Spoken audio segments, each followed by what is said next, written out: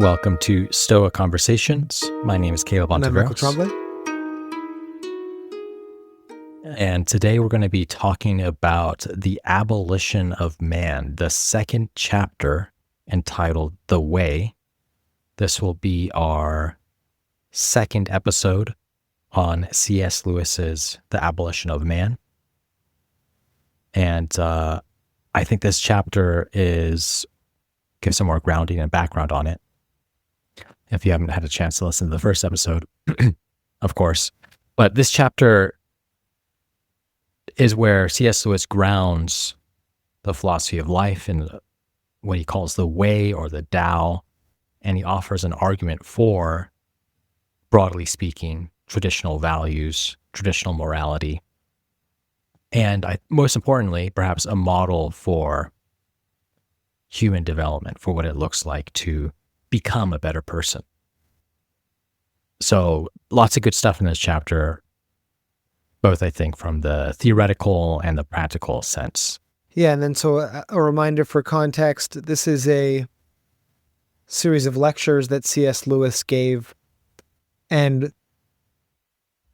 the first one was Men Without Chests, and it was pushing back against this meta-ethical position or this kind of smuggled in view that his generation of intellectuals held, that real value judgments about what is good or bad or sublime couldn't be objective. They're basically just these kind of intellectual judgments, and he's calling out some of the issues with that, or trying to push back against that, and then construct as you were calling that, traditional values, defend that thesis of no, there is such a thing as the beautiful or the good. These are not just, relativism isn't just true. Not everything is just a subjective kind of intellectual game that we're playing. There is some sort of foundational reality to these kind of value judgments that we're making. I'm really enjoying it so far. I think it's an interesting. We're still having these same kind of conversations today, or that strain of kind of over-intellectualization, maybe this movement away from a religious grounding of values.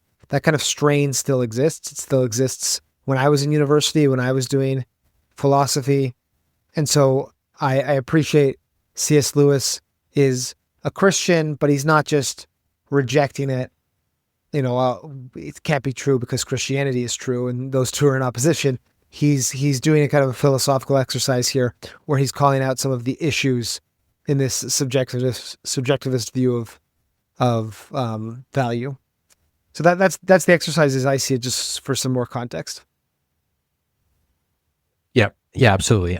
Ultimately, he's arguing that there are certain strains of modern life that threaten to erode human nature, and he sees that as a threat to living a good life as individuals, but also building societies worth having, building just societies.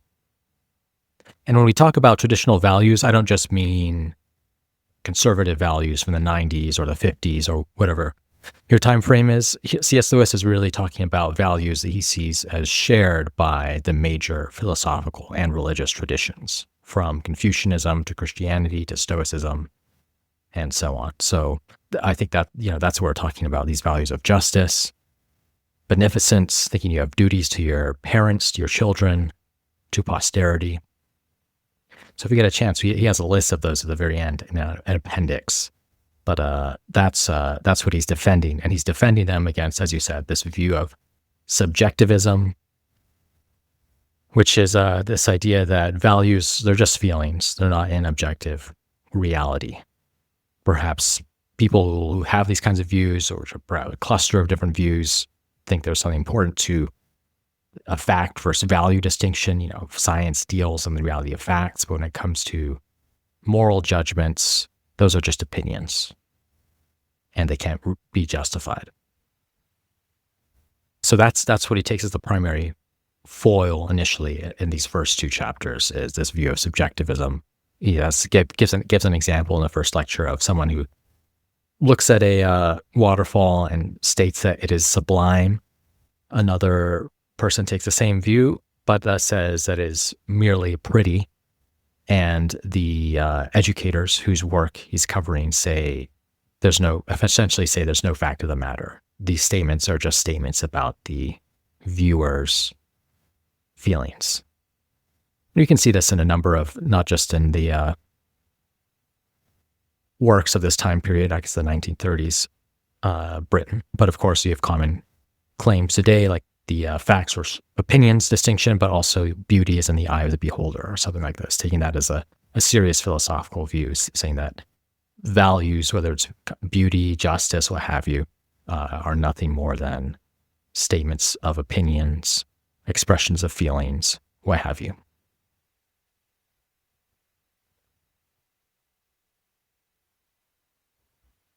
Yeah, so ultimately, this is a kind of skepticism about value, about traditional morality, understood here. But C.S. Lewis does point out that this is often a selective skepticism. So he has a nice line about this, which is that, in actual fact, Gaius and Titius, these are the who he takes to be promoters of subjectivism. They're anonymous names he's given to this work, which is a work of English education. In fact, Gaius and Titius will be found to hold with complete uncritical dogmatism the whole system of values which happened to be in vogue among moderately educated young men of the professional classes during the period between the two wars. Their skepticism about values is on the surface. It is for use on other people's values. About the values current in their own set, they're not nearly skeptical enough. And this phenomenon is very usual. So, I'm not sure if it's a full counter-argument for subjectivism, because subjectivism can be true and people can non-critically hold values. If anything, the idea that we fall into the values of our time and place, our friends, our social group, that might even be an argument for subjectivism. But I still think this is worth pointing out. What C.S. Lewis is doing here is worth pointing out, which is this idea that there's a hypocrisy or a kind of inconsistency that leads to that argument that these people are just kind of over-intellectualizing things. They're moving away from what's natural to play a kind of intellectual game because they don't even apply it to their own life. This skepticism about values, to their own values and the own ways they structure their own lives. Because if they did that, it would have these kind of profoundly unsettling effects, I think. If you really took on full value skepticism, you don't see that. You just see them kind of doing it as an intellectual exercise for others, or presumably that's what C.S. Lewis is arguing here. It reminds me of Epictetus has this argument against the skeptics. Again, I don't think it's a foolproof argument, but it points at something where, you're a skeptic, but if I threw this pot at your head, you'd duck. Like you claim to not even, is there a pot here? I don't know. Is this coming towards my head? Do I even have a head? Do I exist? What is it? What is, you add in all these levels of kind of skepticism. Am I in the matrix? Am I a brain in the vat? But at the end of the day, if I threw this at you, you would duck and Epictetus's level is like, Epictetus's point is that you can't help but perceive the kind of truth of the fact that there's this pot flying towards your head. And that's a dangerous thing and a bad thing, and I better get out of the way. Like the fact of that just reveals itself to you. And you've got to kind of do this intellectual exercise to work yourself out of that. And that's kind of what C.S. Lewis is pointing here is like, you yourself live by your values, but you'll point to others and say, well, they're just, they're just expressing feelings, or their values aren't real, or their values are just kind of a result of their time.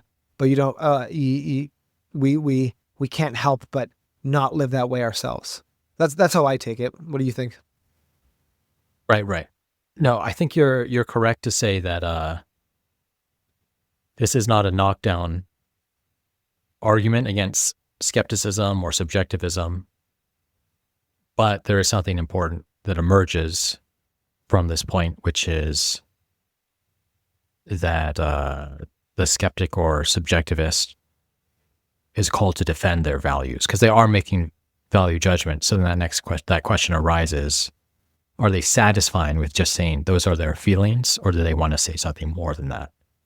And often they do want to say something more than that and apply it to their life, have it guide their decisions and the decisions of others. Yep. And yep.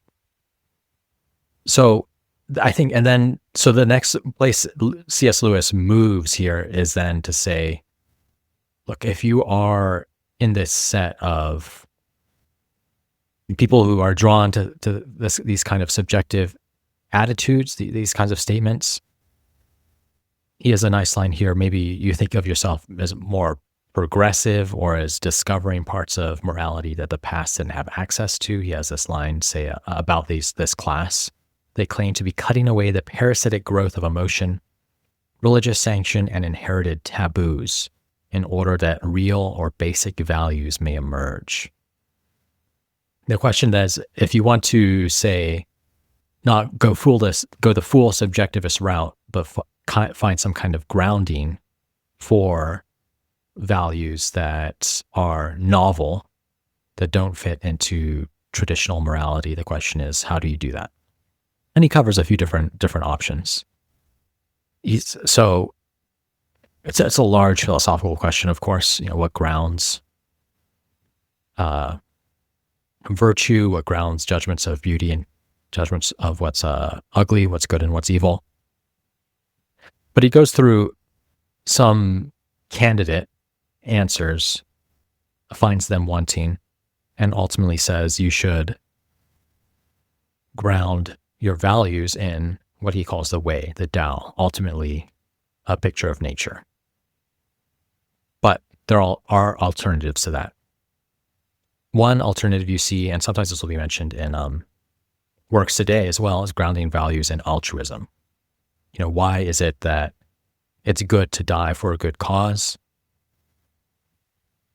Because that is good for the whole, or something of this sort. He says, the real value lays in the utility of such sacrifice to the community. Good means what is useful to the community. Of course, this sort of pushes back the question, why is it good to die for some other people? What grounds the goodness in that sense? I think C.S. Lewis probably states it more nicely. What is really meant is that the death of some men is useful to other men. That may be true, but on what ground are some men being asked to die for the benefit of others? And you can keep on asking these sorts of questions, of course. And he thinks they're going to be unsatisfying. These kinds of answers are going to be unsatisfying without going back to some sense of the Tao or the way. Other people say it's just in your self-interest to be good. Moral values line up with what happens to be in each individual's self-interest. But of course, I think there are common counterexamples of that, even if you think about the case of sacrifice. And there's a classical objection to different philosophical theories like Epicureanism that just say, what happens, it just so happens that being virtuous lines up with the life of the most pleasure. In any case, it's not clear why you should be rational to begin with. To say something is mandated by self-interest, there's still that question, why let self-interest guide your judgments. So finally, some people might move to instinct, and this gets pretty close to Lewis's answer, but he does have a nice line about this, which is that when we label things instinct, we often don't mean much at all. He says, to say that migratory birds find their way by instinct is only to say that we do not know how migratory birds find their way. A nice line, I think, and probably true. And of course, instinct, intuition, what have you, conflicts. We have instincts for preserving the whole, but also instincts for preserving ourselves. So how do you align these kinds of inclinations?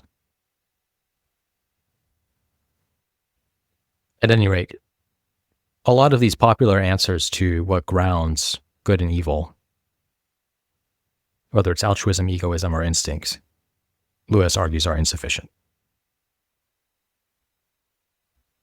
And of course, then you want to know what's the right answer according to Lewis? And we should get to that. But you have any notes or comments on this, Michael?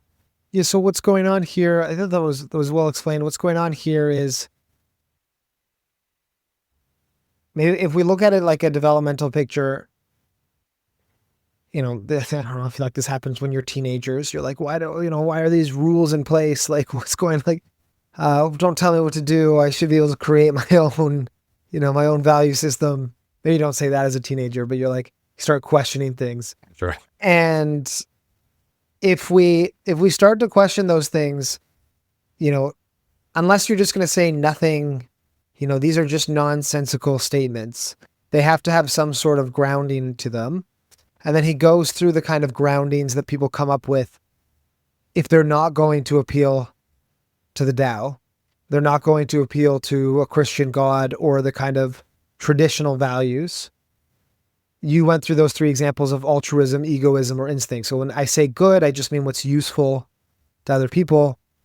And C.S. Lewis says, well, A, what does it mean to be useful? B, why do we value some kinds of usefulness over some others?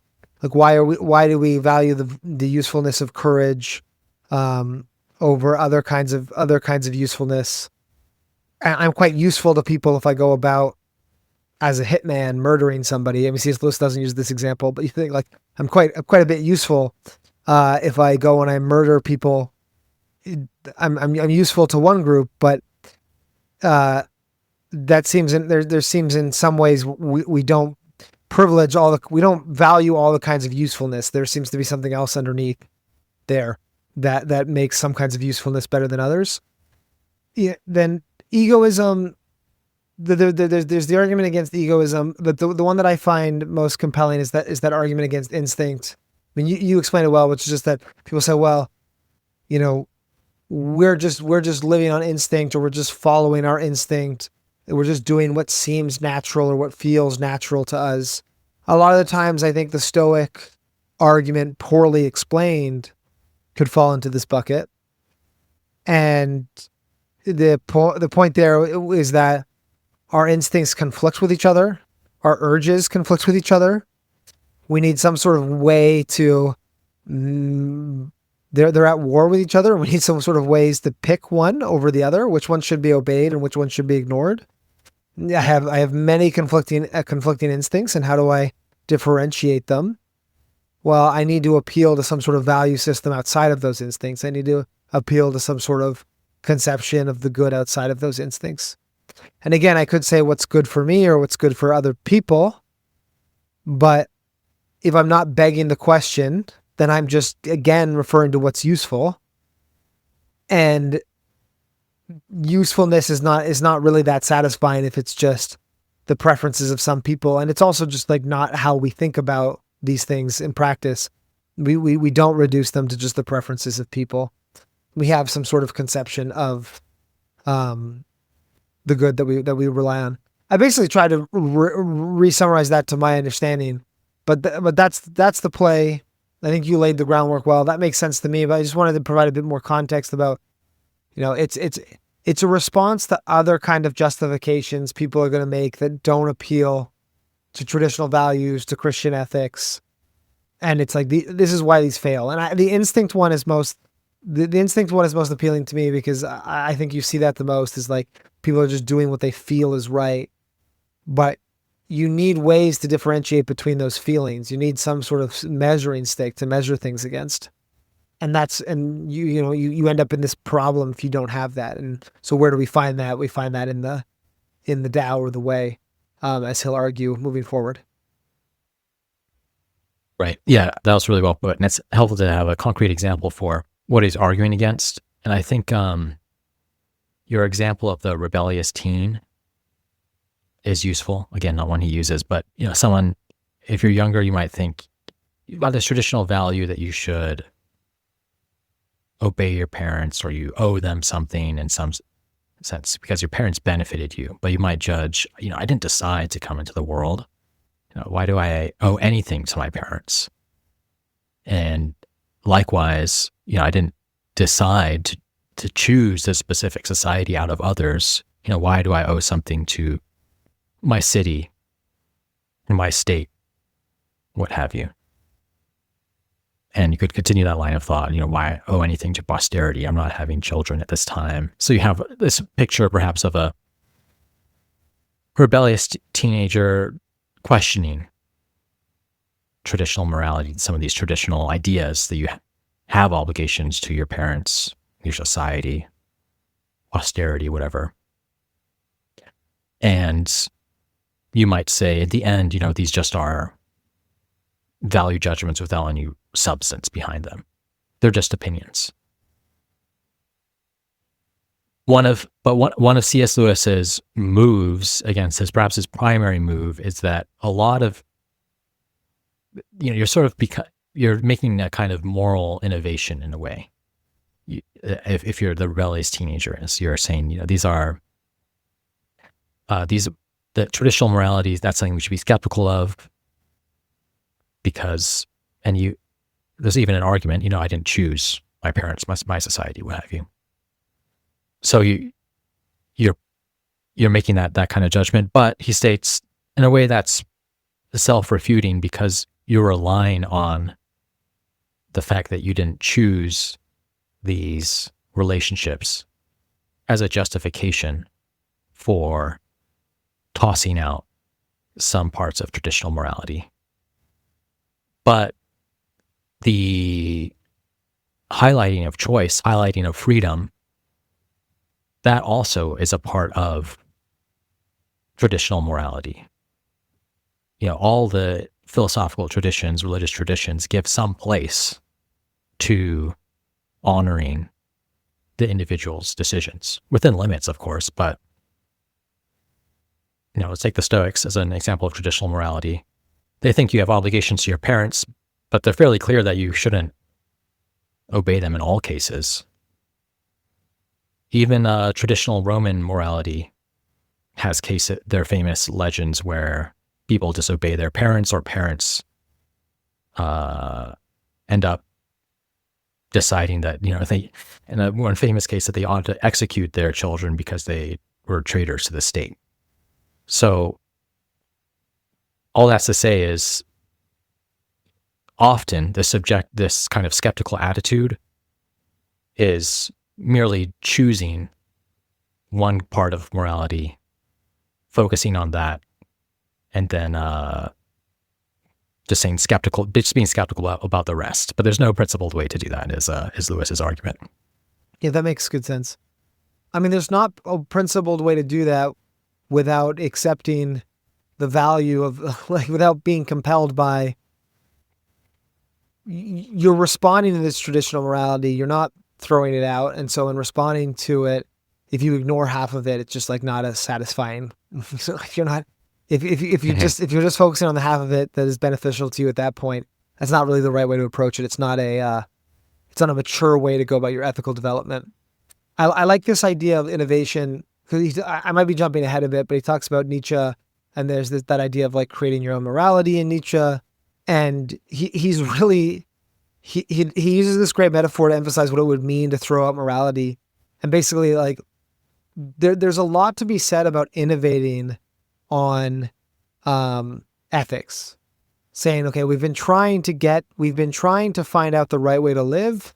And so we can refine things, we can have disagreements. He's still open to those kinds of conversations. He says, if you really throw away the foundation, if you really throw away what all ethical systems have in common, then you've gone to this extreme. And he says, quote, "It's the difference between a man who says to us, 'You like your vegetables moderately fresh. Why not grow your own and have them perfectly fresh?' And a man who says, 'Throw away that loaf and try eating bricks and centipedes instead.'" There's there's this room for moderation, which is like, okay, we care about justice. Are we really being just if I, as the teenager, have to listen to my parents, whatever they say? Is that really the right way to enact justice, or to show moderation, these kind of virtues? Am I showing them properly if I listen to what my parents say in any context, even if they're asking me to do unjust things? That's a question of application and improvement. But if you just say, I'm just going on instinct, none of this grounding is real. To C.S. Lewis, it's the equivalent of telling the person who's looking how to prepare their vegetables to eat centipedes. Like you've just totally gone off the radar, so to speak. And I think that to me is one of the key takeaways of this piece, of like how radical it is. The subjectivist claim is you're basically just like pulling yourself out of this 10,000 year tradition of refining some intuitive truths or some shared moral framework. And you're placing yourself outside of that. You're talking about eating centipedes at that point. And I think that's one of my, there's all this room for improving, or C.S. Lewis is going to have a lot of room for improving, or even substantial disagreement. But you've got to be in the realm of how do you like to prepare your vegetables, not eating bricks. You're just in an entirely different space if you try to make these plays. And I think C.S. Lewis is upset that people try to make those plays so casually. Yeah, that's the whole grounding of this article, is they're like putting it into textbooks. And he's like, well, it's actually a really big play to make. So yeah, that's one of the things that stands out to me. Yeah, I think I totally agree. This is the best part of this lecture, is this model of moral development. And Lewis doesn't think that we got a set of rules, precise rules anyway, that can determine every decision from the past. And he's not necessarily denying moral progress, but he thinks that needs to happen in a specific way.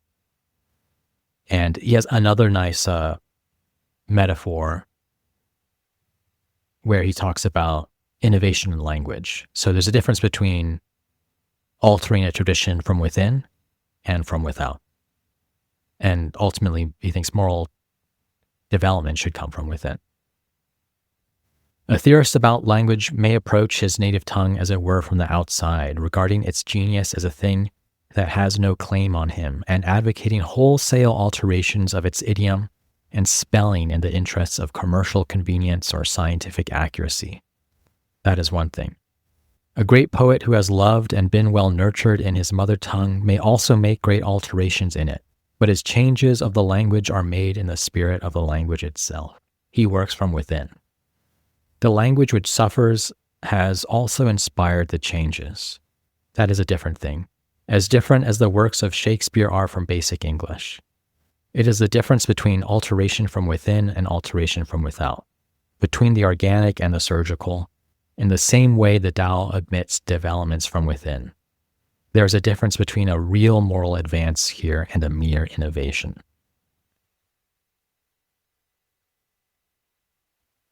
Yeah, that's great. I think that's really well put. Good job, C.S. Lewis. It makes me think of conservatism. This is something I think of a lot. And, we don't talk too much about politics on this podcast, but when I think about conservatism as this willingness to kind of play within the system, as opposed to maybe a more radical kind of like upheaval of the system, this is it's a conservative view. It's this view of we want to make progress, but we want to make progress conservatively. We respect that the system that we exist within is built on the foundation of a lot of smart people that have come before us, and a lot of people also working towards this project. And so we will innovate within that paradigm, within that framework, or at least within that grounding. We won't, I'll go back to that, keep going back to that metaphor. We're not going to approach the problem of cooking and say, well, have you considered eating bricks and centipedes? Because at that point you're throwing out the baby with the bathwater. You're having to reinvent the entire project that mankind has been building cumulatively towards. So it's also this kind of optimistic picture, one of, historical ethical progress over time. Where, the subjectivist view is not an optimistic picture. There is no progress in the subjectivist view. There is just other subjects. There is just other cultures that have their own relative conception of well-being and goodness. Whereas in this view, there is a good way to live that we are working towards understanding better, refining, building society to be more or less in accordance with, clarifying. Yeah, and so we're trying to refine within that, not from without.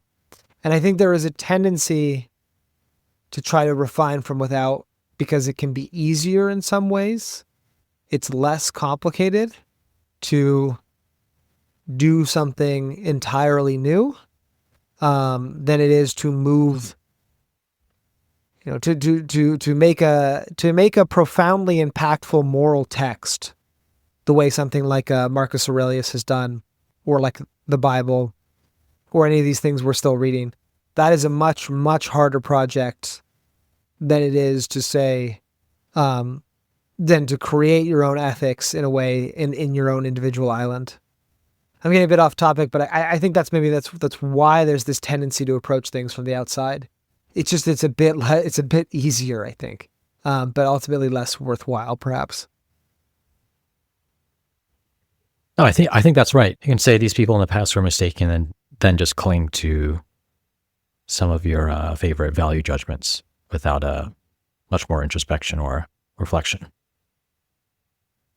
I don't know how much Lewis would say we've made moral progress, but we certainly say it's possible. And perhaps you might think that picture is a little bit more mixed than people with more liberal leanings. He's certainly on the conservative side. But there are also some liberal ideas that are similar to this. If you think about an idea like cultural appropriation, there are different ways to sketch it out, but one way in which I think a lot of people generally agree, and maybe this is even a part of traditional morality, one way to act poorly is to sort of take on another culture's practices or artworks, what have you, without any sense of understanding. That can be disrespectful if you're recreating or attempting to recreate a ritual and doing it entirely wrong, or acting as a specific member of a culture and doing that in a way that's just completely mistaken without any understanding of the context or circumstance of that culture. Then maybe that's a little bit more of a left-leaning idea, but I think it has the same backing behind it, which is that when you're portraying, generally, when you're portraying different cultures in art, it's better to do so from within and have that understanding to adequately recreate a ritual or depict a given person in a work of fiction. Otherwise, the ritual is just worse. The work is just worse. Yeah, that's a whole other conversation, because I find it interesting. But yeah, there's a reverence there's a reverence for the complexity of these kind of cultural traditions is what's showing up here as in a more liberal view, saying that's not the kind of thing you can just you can't just say the same phrase or take on the same, I don't know, you can't just portray it shallowly and bring with it all the value or the understanding of the complexity of these cultural traditions. You've got to do it from within, and maybe then you get to views, can you do it from within if you're not the same race, if you're not the same gender, if you weren't born in a certain place. And then there's an argument to be had there about whether or not, that's something that you can learn. You can learn to exist within these traditions over time if you put the work in. But you're right that's an example of kind of reverence from playing within a system instead of without, and using the same language from within.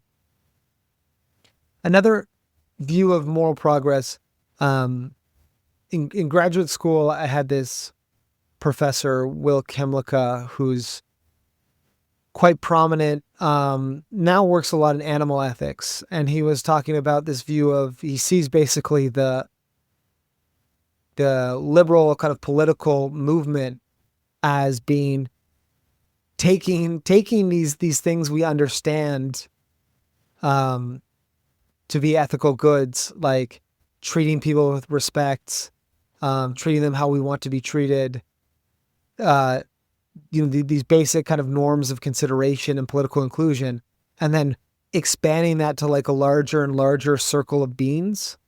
Like first it was men who owned property, then it was all men, maybe all white men or all men of a certain nationality, depending on the region. Then you add, men of all nationalities or races. Then you add women.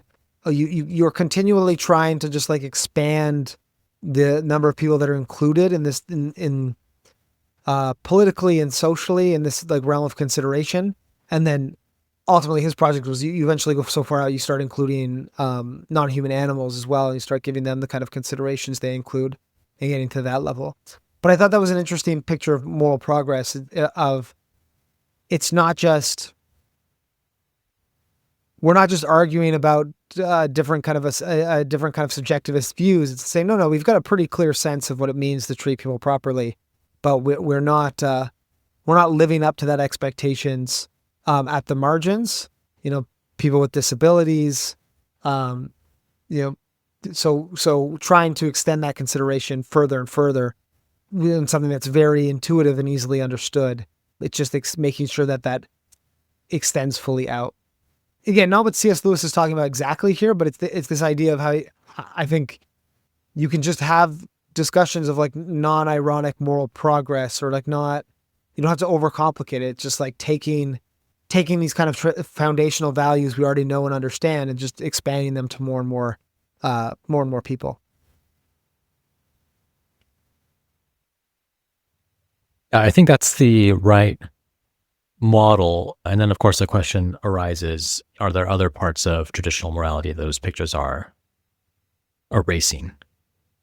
Because Lewis is certainly not a fan of utilitarians. And Will Kymlicka is not a utilitarian, but utilitarians might often say, we're just expanding the moral picture to include more beings, other animals, people in the future, people from different nations. And the classic critique of those sorts of pictures is that, well, you're essentially choosing one aspect of morality, beneficence, and then erasing the others, your special relations to fellow humans, your family, members of your nation, and so on. So that's not to resolve that debate by any means, but I think that's how it would go. And Lewis is very keen to say you shouldn't make the move where you end up erasing aspects of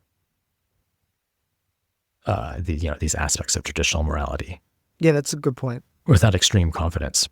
I don't think, again, it's not the same as you flagged. It's not the exact same issue as what Kymlicka's arguing, as I understood it, but it's that we don't hyperfixate on one aspect of traditional morality and say, okay, if we just got everybody, we just made it even for everybody, we got it to a 10 in this, it would be great.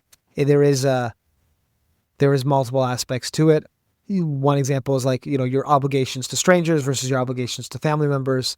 Those are just like in conflict in a way that won't ever resolve by just, equal treatment across the board, so to speak.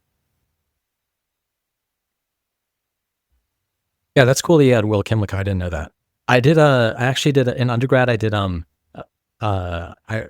longer sort of independent study on animals and political philosophy, and read Zoopolis, which I thought was a very maybe we'll do a separate podcast on it or something. I did a seminar with him on Zoopolis, and you get that thing where the guy, the undergrads would come in and they'd be eating some meat sandwich in the front row, just like while the grad students would be like, "Oh, you can't do that. You can't."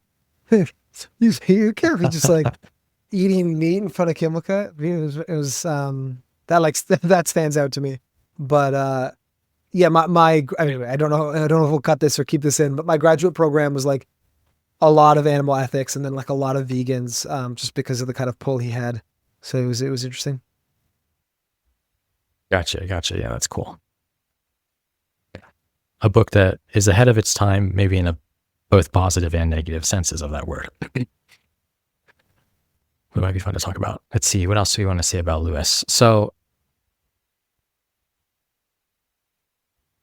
I really like that metaphor of imagining, working within a language, seeing that as mapping that onto what a poet tries to do, what a writer tries to do, without respecting every rule from the past, without following every rule from the past, but knowing why it was there when you break it and such. I think that's a very nice model of moral development.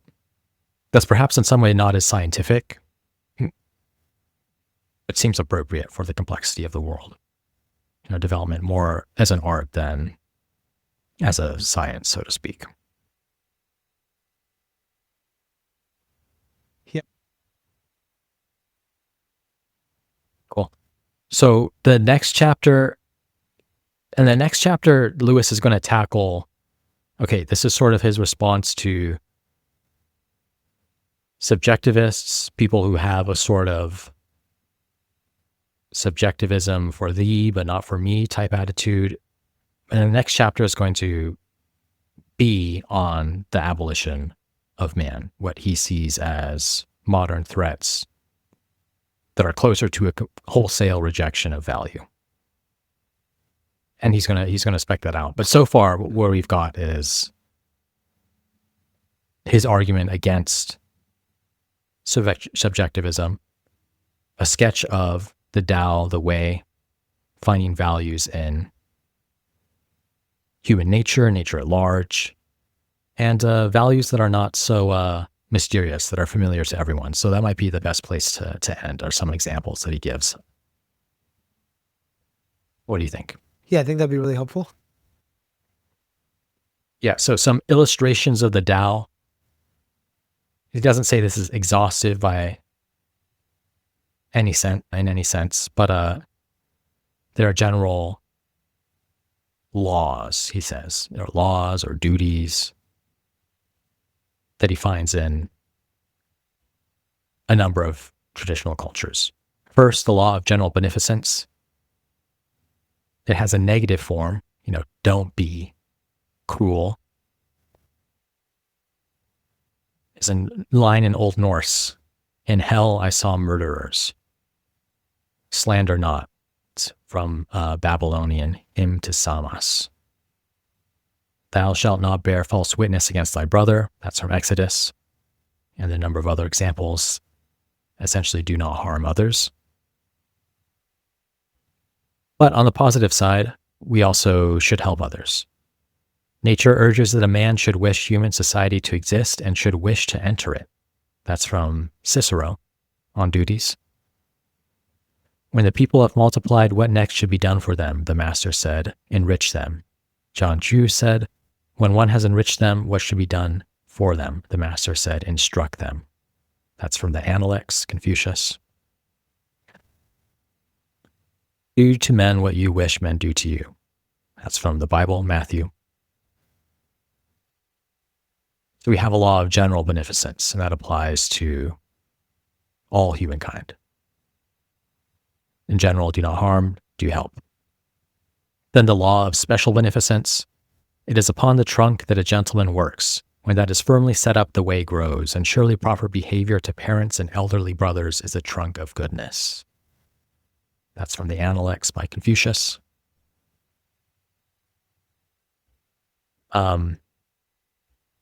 This is all about special duties to specific people. So think your family, your city. The union and fellowship of man will be best preserved if each receives from us the more kindness in proportion as he is more closely connected with us. That's from Cicero, an explicit statement of partiality.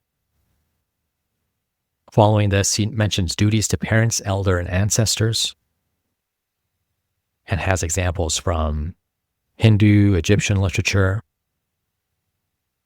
even Native American literature, or lines at any rate, I suppose not literature. Duties to children and posterity,